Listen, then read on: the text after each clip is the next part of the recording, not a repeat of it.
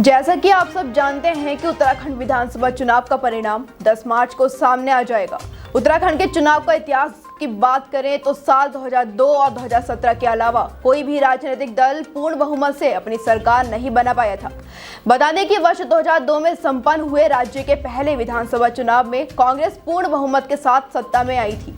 इस चुनाव में कांग्रेस को 36, भाजपा को 19, बसपा को 7, यूकेडी को 4 और निर्दलीय को 3, साथ ही एनसीपी को 1 सीट मिली थी।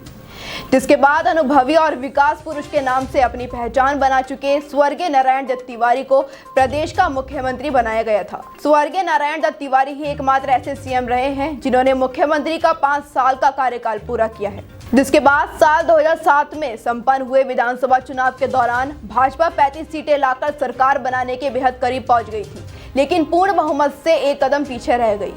इस चुनाव में भाजपा को 35, कांग्रेस को 21, बसपा को 8, यूकेडी और निर्दलीय को 3-3 सीटें मिली। जिसके बाद निर्दलीय व यूकेडी का समर्थन लेकर भाजपा ने सरकार बना ली और सेवानिवृत्त मेजर भुवन चंद्र खंडूरी को राज्य का तीसरा मुख्यमंत्री बनाया गया। किंतु कार्यकाल पूर्ण करने से पहले ही खंडूरी को इस्तीफा देना पड़ा और रमेश पोखरियाल निशंक को चौथे मुख्यमंत्री के रूप में शपथ दिलाई गई। पार्टी के भीतर चल रही आपसी खींचतान को लेकर निशंक को हटा दिया गया, जिसके बाद एक बार फिर भुवन चंद्र खंडूरी के हाथों सरकार की कमान सौंपी गई और 2012 के चुनाव में भाजपा खंडूरी है जरूरी का नारा देते हुए चुनावी रण में उतर गई।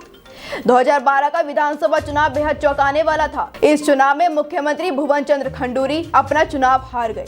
माना जाता है कि भुवन चंद्र खंडूरी की छवि के चलते भाजपा सत्ता के करीब तो पहुंच गई थी, किंतु मुख्यमंत्री खंडूरी स्वयं अपना चुनाव हार गए। कहा तो यहां तक जाता है कि भुवन चंद्र खंडूरी को पार्टी के लोगों ने भीतरघात के चलते चुनाव हराया था। इस चुनाव में कांग्रेस महज भाजपा से 1 सीट जीतने में कामयाब रही।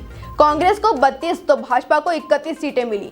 वहीं बसपा का ग्राफ तेजी से नीचे गिरा। 2007 में 8 सीटें जीतने वाली बसपा 3 सीटों पर आ गई, जबकि निर्दलीय 3 और क्षेत्रीय दल उत्तराखंड क्रांति दल को 1 सीट मिली। अब बात करते हैं वर्ष 2017 में संपन्न हुए विधानसभा चुनाव की। इस चुनाव में मोदी लहर के बीच भाजपा प्रचंड बहुमत के साथ सरकार बनाने में कामयाब रही।